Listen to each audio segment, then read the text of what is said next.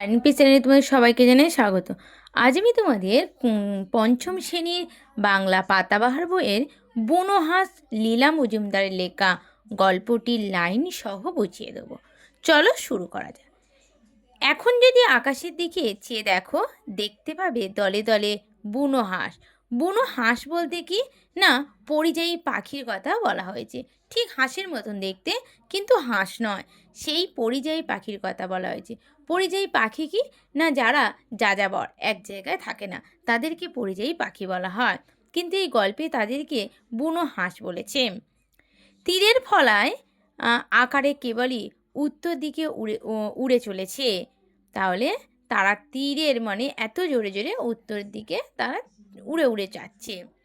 কেউ এত উঁচুতে উড়ছে যে কোনো শব্দ নেই। তাহলে এত উঁচুতে যাচ্ছে, কোনো কোনো পরিযায়ী পাখির কোনো শব্দ পাওয়া যাচ্ছে না।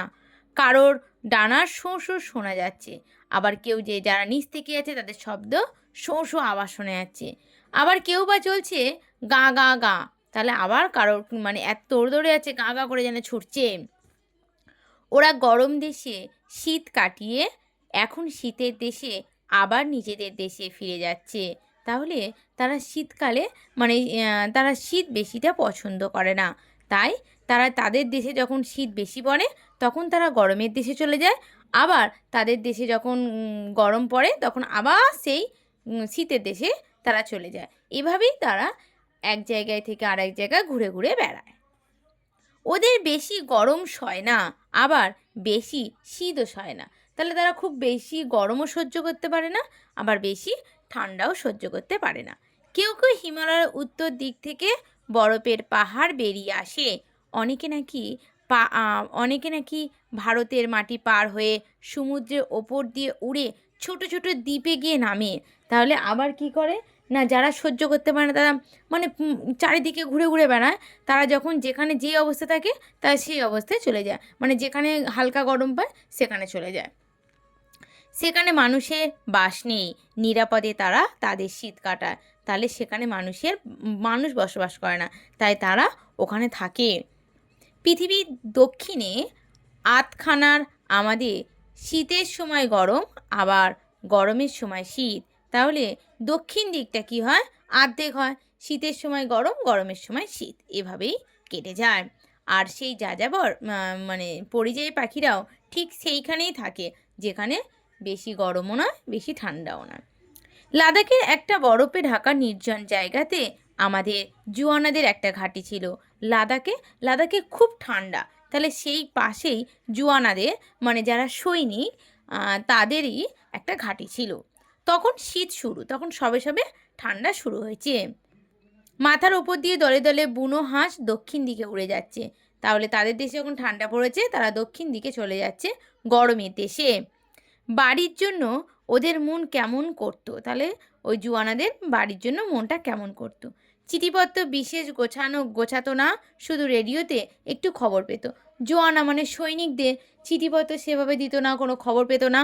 রেডিওতে যেটুকানি তারা খবর পেত সেটুকানি, কিন্তু তাদের যাওয়ার খুব মানে ইচ্ছা হতো বাড়ি ফেরা।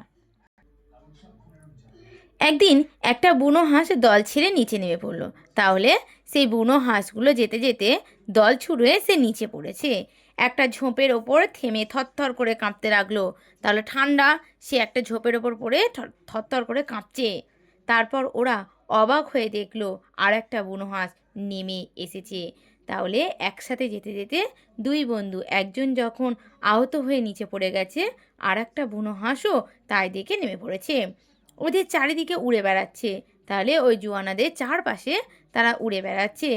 বরফ পড়তে শুরু করতে জোয়ানারা গিয়ে আগের হাঁসটাকে তাঁবুতে নিয়ে এলো। তাহলে যেই ঠান্ডা পড়ছে তার আগেই তারা কি করলো না, তাকে তাদের তাঁবুতে নিয়ে চলে এলো। অন্য হাঁসটা প্রথমে তেড়ে এসেছিল। যখন জোয়ানারা যখন আর একটা হাঁসকে তুলছে তখন কি করেছে, অন্য হাঁসটা যে ভালো হাঁস তা কী করেছে, তাদেরকে কামড়াতে যাচ্ছে। তারপর ওদের সঙ্গে সঙ্গে নিজেই গিয়ে তাঁবুতে ঢুকে পড়লো। তখন তারা যখন সে বুঝলো যে না এরা ভালো, তার বন্ধুকে সাহায্য করবে, তখন কী করলো, সে নিজে নিজেই সে আহত বুনো হাঁসের সঙ্গে তাঁবুতে প্রবেশ করলো। ভিতরে ছেড়ে দিতেই দিতেই গেল দেখা গেল প্রথম হাঁসটার ডানা জখম হয়েছে। তাহলে যেই তাঁবুতে ঢোকালো তখন দেখলো তার প্রথম হাঁসটা ভালো আহত হয়েছে, তাই বেচারি উঠতে পারছে না, তাই সে হাঁসটা উঠতে পারছে না। জোয়ানাদের মুরগি রাখার খালি জায়গা ছিল, আর জোয়ানারা মুরগি রাখার একটা খালি তাঁবু ছিল, সেখানেই বুনো হাঁসটাকে রেখে দিল। টিনের মাছ, তরকারি, ভুট্টা, ভাত, ফলের কুচি এইসবই খেতে দিত। তাহলে বুনো হাঁসটাকে কী কী খেতে দিত?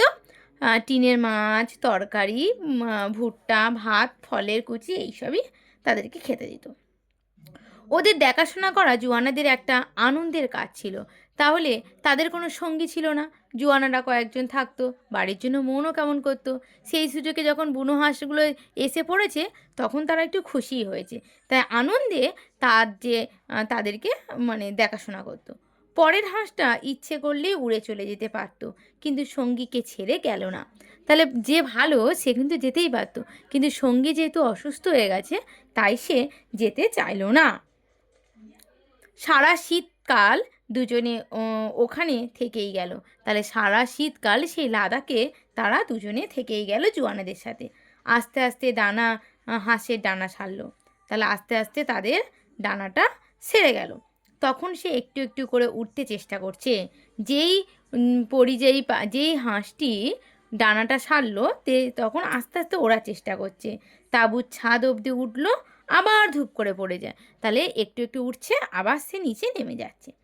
এমনি করে সারা শীত দেখতে দেখতে কেটে গেল। এভাবেই সারা শীতটা কাটিয়ে ফেললো। নিচের পাহাড়ে বরফ গলতে শুরু করলো। তাহলে শীতকাল যেই চলে গেছে তাহলে আবার গরম বরফ গলতে শুরু করলো। আবার সবুজ ঝোপঝাড় থেকে গেল দেখা গেল। তাহলে যেই শীতকাল তো পুরো ঠান্ডা বরফ জমে যায়, যেই শীতকাল চলে গেল তখন আবার গাছে নতুন সবুজ গাছপালা দেখা গেল, মানে গাছপালা কচি কচি গজালো। ন্যাড়া গাছের পাতা থেকে ফুলের কুঁড়ি ধরলো। তাহলে শীতকালে পাতা ঝরে, সব ঝরে গেছে, বরফে ঢাকা পড়ে গেছে। আবার যেই বরফ গলেছে তখন গাছে নতুন নতুন পাতা ধরেছে, কুঁড়ি ধরেছে। তারপর পাখিরা আবার আস্তে আস্তে আরম্ভ করলো। তাহলে আবার পাখিরা কী করলো? ফিরে যাওয়ার চেষ্টা করলো। এবার দক্ষিণ থেকে উত্তর, তাহলে দক্ষিণ দিকে যাচ্ছিল বেশি ঠান্ডা।